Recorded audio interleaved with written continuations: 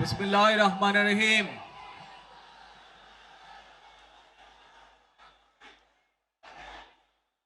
প্রিয় বাংলাদেশ, উপস্থিত প্রিয় মুরব্বীবর্গ, মঞ্চে উপস্থিত জাতীয় নেতৃবৃন্দ,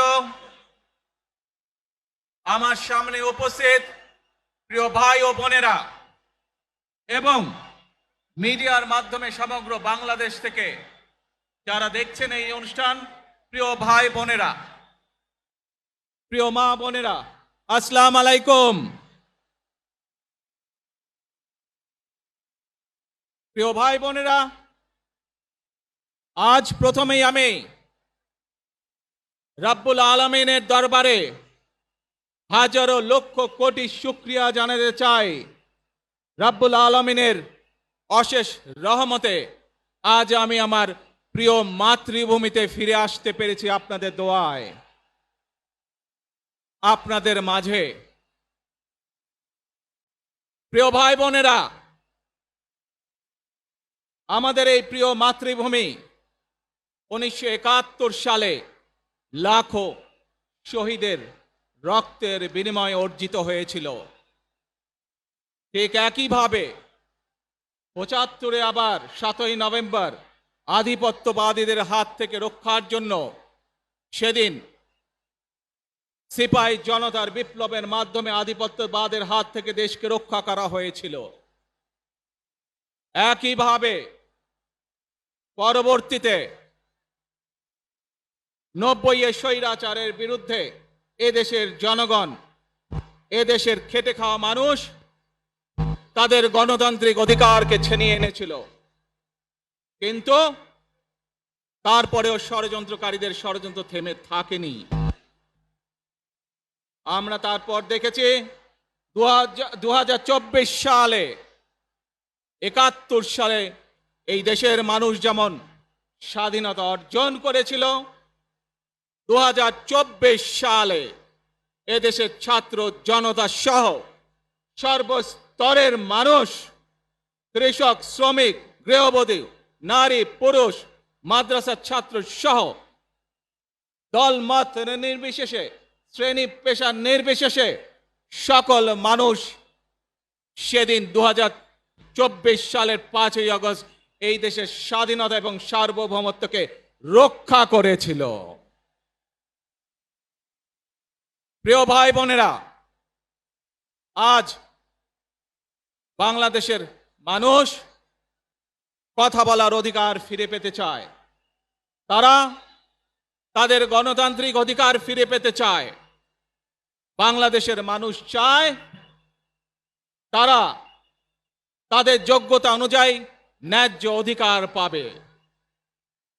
প্রিয় ভাই বোনেরা, আজ আমাদের সময় এসেছে সকলে মিলে দেশ গড়ার। এই দেশে যেমন পাহাড়ের মানুষ আছে, এই দেশে একইভাবে সমতলের মানুষ আছে। এই দেশে মুসলমান, বৌদ্ধ, খ্রিস্টান, হিন্দু সহ বিভিন্ন ধর্মের মানুষ বসবাস করে। আমরা চাই সকলে মিলে এমন একটি বাংলাদেশ গড়ে তুলব আমরা, যেই বাংলাদেশের স্বপ্ন একজন মা দেখেন, অর্থাৎ একটি নিরাপদ বাংলাদেশ আমরা গড়ে তুলতে চাই। যে বাংলাদেশে একজন নারী, একজন পুরুষ, একজন শিশু যেই হোক না কেন, নিরাপদে ঘর থেকে বের হলে নিরাপদে ইনশাআল্লাহ ঘরে আবার ফিরে আসতে পারে। প্রিয় ভাই বোনেরা, এই দেশের জনসংখ্যার অর্ধেক নারী, 4 কোটিরও বেশি তরুণ প্রজন্মের সদস্য, 5 কোটির মতন শিশু, 40 লক্ষের মতন প্রতিবন্ধী মানুষ রয়েছেন, কয়েক কোটি কৃষক শ্রমিক রয়েছেন। এই মানুষগুলোর একটি প্রত্যাশা আছে এই রাষ্ট্রের কাছে, এই মানুষগুলোর একটি আকাঙ্ক্ষা আছে এই দেশের কাছে। আজ আমরা সকলে যদি ঐক্যবদ্ধ হই, আজ আমরা যদি সকলে প্রতিজ্ঞাবদ্ধ হই, তাহলে আমরা এই লক্ষ কোটি মানুষের সেই প্রত্যাশাগুলো পূরণ করতে পারি ইনশাআল্লাহ। প্রিয় ভাই বোনেরা, ৭১ সালে আমাদের শহীদরা নিজের জীবন উৎসর্গ করেছিলেন এই রকম একটি বাংলাদেশ গঠনের জন্য। বিগত ১৫ বছর স্বৈরাচারের বিরুদ্ধে শত শত হাজারো গুম খুনের শিকার হয়েছে শুধু রাজনৈতিক দলের সদস্য নয়, নিরীহ মানুষের প্রতিবাদ করতে গিয়ে অত্যাচার নির্যাতনের শিকার হয়েছে, জীবন দিয়েছে। ২০২৪ সাল মাত্র সেদিনের ঘটনা। কিভাবে আমরা দেখেছি আমাদের তরুণ প্রজন্মের সদস্যরা কিভাবে নিজের জীবন উৎসর্গ করেছে দেশের এই স্বাধীনতা এবং সার্বভৌমত্বকে রক্ষা করার জন্য। প্রিয় ভাই বোনেরা, কয়েকদিন আগে এই বাংলাদেশের ২৪ আন্দোলনের এক সাহসী প্রজন্মের এক সাহসী সদস্য ওসমান হাদিকে হত্যা করা হয়েছে। ওসমান হাদি শহীদ হয়েছে। প্রিয় ভাই বোনেরা, ওসমান হাদি চেয়েছিল এই দেশের মানুষের জন্য গণতন্ত্র প্রতিষ্ঠিত হোক, এই দেশের মানুষের গণতান্ত্রিক অধিকার প্রতিষ্ঠিত হোক, এই দেশের মানুষ তাদের গণতান্ত্রিক এবং অর্থনৈতিক অধিকার ফিরে পাক। আজ ২৪ আন্দোলনে যারা শহীদ হয়েছেন, ওসমান হাদি সহ ৭১ যারা শহীদ হয়েছেন, বিগত স্বৈরাচারের সময় বিভিন্নভাবে খুন গুমের শিকার হয়েছেন, এই মানুষগুলোর রক্তের ঋণ যদি শোধ করতে হয়, আসুন আমরা আমাদের সেই প্রত্যাশিত বাংলাদেশ গড়ে তুলব, যেখানে আমরা সকলে মিলে কাজ করব, যেখানে আমরা সকলে মিলে আমাদের প্রত্যাশিত বাংলাদেশকে গড়ে তুলব। প্রিয় ভাই বোনেরা, বিভিন্ন আধিপত্যবাদ শক্তির গুপ্তচরেরা বিভিন্নভাবে ষড়যন্ত্রে এখন লিপ্ত রয়েছে। আমাদেরকে ধৈর্যশীল হতে হবে, আমাদেরকে ধৈর্য ধারণ করতে হবে। বিশেষ করে তরুণ প্রজন্মের যে সদস্যরা আছেন, আপনারাই আগামী দিন দেশকে নেতৃত্ব দিবেন, দেশকে গড়ে তুলবেন। এই দায়িত্ব তরুণ প্রজন্মের সদস্যদেরকে আজ গ্রহণ করতে হবে, যাতে করে এই দেশকে আমরা সুন্দরভাবে গড়ে তুলতে পারি। শক্ত ভিত্তির উপরে গণতান্ত্রিক ভিত্তি, শক্তিশালী অর্থনৈতিক ভিত্তির উপরে যাতে এই দেশকে আমরা গড়ে তুলতে পারি। প্রিয় ভাই বোনেরা, আমার সাথে আজকে মঞ্চে এখানে বহু জাতীয় নেতৃবৃন্দ বসে আছেন। আসুন আজকে আমরা দুহাত তুলে আল্লাহর দরবারে দোয়া করি, আল্লাহর রহমত আমরা চাই। যে সকল জাতীয় নেতৃবৃন্দ এই মঞ্চে আছেন, মঞ্চের বাইরে যে সকল জাতীয় আরো নেতৃবৃন্দ আছেন, আমরা সকলে মিলে এই দেশকে নেতৃত্ব দিয়ে আমাদের বাংলাদেশের জনগণের প্রত্যাশিত সেই বাংলাদেশকে আমরা গড়ে তুলতে চাই। আমাদেরকে যে কোনো মূল্যে আমাদেরকে এই দেশের শান্তি শৃঙ্খলা রক্ষা করতে হবে। যে কোনো উস্কানির মুখে আমাদেরকে ধীর শান্ত থাকতে হবে। প্রিয় ভাই বোনেরা, আমরা দেশের শান্তি চাই, আমরা দেশের শান্তি চাই, আমরা দেশের শান্তি চাই। প্রিয় ভাই বোনেরা, মার্টিন লুথার কিং নাম শুনেছেন না আপনারা? নাম শুনেছেন তো আপনারা?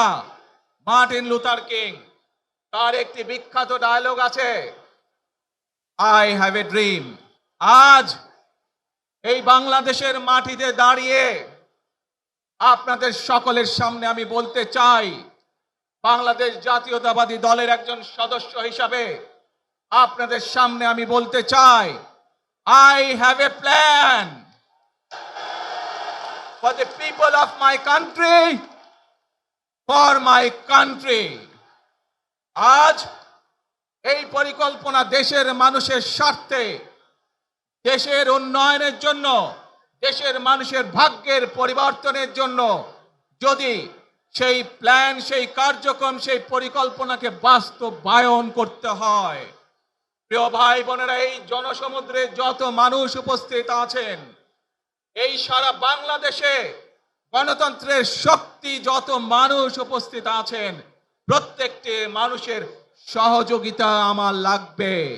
প্রত্যেকটি মানুষের সহযোগিতা আমাদের লাগবে। আপনারা যদি আমাদের পাশে থাকেন, আপনারা যদি আমাদেরকে সহযোগিতা করেন, ইনশাআল্লাহ আমরা আই হ্যাভ এ প্ল্যান বাস্তবায়ন করতে সক্ষম হব। আসুন আমরা আল্লাহ রাব্বুল আলামিনের দরবারে হাত তুলে প্রার্থনা করি, আমরা জানো হে রাব্বুল আলামিন, হে একমাত্র মালিক, হে একমাত্র পরওয়ারদিগার, হে একমাত্র রহমত দানকারী, হে একমাত্র সাহায্যকারী, আজ আপনি যদি আমাদেরকে রহমত দেন, তাহলে আমরা এই দেশের মানুষ কঠোর পরিশ্রম করার মাধ্যমে আমাদের প্রত্যাশিত বাংলাদেশকে গড়ে তুলতে পারবো। আজ যদি আল্লাহর রহমত এই দেশ এবং এই দেশের মানুষের পক্ষে থাকে, আল্লাহর সাহায্য, আল্লাহর দয়া এই দেশের মানুষের উপরে, এই দেশের উপরে থাকে, ইনশাআল্লাহ আমরা আমাদের প্রত্যাশিত বাংলাদেশ গড়ে তুলতে সক্ষম হব। প্রিয় ভাই বোনেরা, আজ আসুন আমরা সকলে মিলে প্রতিজ্ঞা করি, যে ইনশাআল্লাহ আগামী দিনে দেশ পরিচালনার দায়িত্বে যারা আসবে, আমরা সকলে নবী করিম সাল্লাল্লাহু আলাইহি সাল্লামের যে ন্যায়পরায়ণতা, সেই ন্যায়পরায়ণতার আলোকে আমরা দেশ পরিচালনার সর্বোচ্চ চেষ্টা করব। প্রিয় ভাই বোনেরা, আজ আপনারা জানেন এখান থেকে আমি আমার মা দেশনেত্রী খালেদা জিয়ার কাছে যাব। একটি মানুষ, যে মানুষটি এই দেশের মাটি, এই দেশের মানুষকে নিজের জীবনের থেকেও বেশি ভালোবেসেছেন, তার সাথে কি হয়েছে আপনারা প্রত্যেকটি মানুষ সে সম্পর্কে অবগত আছেন।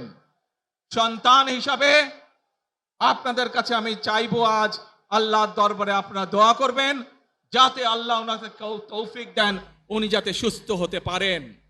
প্রিয় ভাই বোনেরা, সন্তান হিসাবে আমার মন আমার মায়ের বিছানার পাশে পড়ে আছে সেই হাসপাতালের ঘরে, কিন্তু সেই মানুষটি যাদের জন্য জীবনকে উৎসর্গ করেছে, অর্থাৎ আপনারা এই মানুষগুলোকে, যাদের জন্য দেশনেত্রী খালেদা জিয়া জীবন উৎসর্গ করেছেন, নিজের জীবন, সেই মানুষগুলোকে আমি কোনোভাবেই ফেলে যেতে পারি না। এবং সেজন্যই আজ হাসপাতালে যাবার আগে আপনাদের প্রতি সহ টেলিভিশনগুলোর মাধ্যমে যারা সমগ্র বাংলাদেশে আমাকে দেখছেন, আপনাদের সকলের কাছে কৃতজ্ঞতা প্রকাশ করার জন্য আজ আমি এখানে দাঁড়িয়েছি আপনাদের সামনে।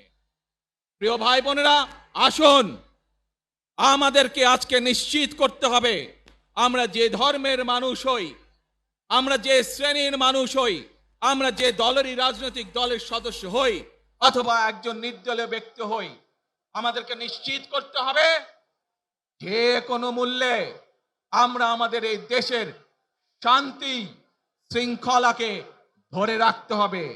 যে কোনো মূল্যে যে কোনো বিশৃঙ্খলাকে পরিত্যাগ করতে হবে। যে কোনো মূল্যে আমাদেরকে নিশ্চিত করতে হবে যাতে মানুষ নিরাপদ থাকতে পারে। শিশু হোক, নারী হোক, পুরুষ হোক, যে কোনো বয়স, যে কোনো শ্রেণী, যে কোনো পেশা, যে কোনো ধর্মের মানুষ যেন নিরাপদ থাকে, এই হোক আমাদের চাওয়া আজকে। প্রিয় ভাই বোনেরা, আসুন প্রিয় ভাই বোনেরা, সবাই মিলে আজ আমরা প্রতিজ্ঞাবদ্ধ হই, সবাই মিলে করব কাজ। কে জোরে আরো, সবাই মিলে করব কাজ, করব মোদের বাংলাদেশ।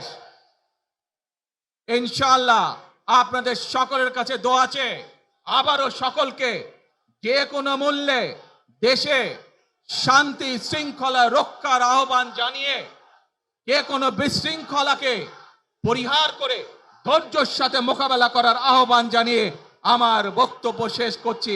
আবারও আপনাদের কাছে কৃতজ্ঞতা প্রকাশ করছি আজকে আমাকে এইভাবে বরণ করে নেওয়ার জন্য। আল্লাহ হাফেজ। বাংলাদেশ জিন্দাবাদ, বাংলাদেশ জাতীয়তাবাদী দল জিন্দাবাদ। আসসালামু আলাইকুম।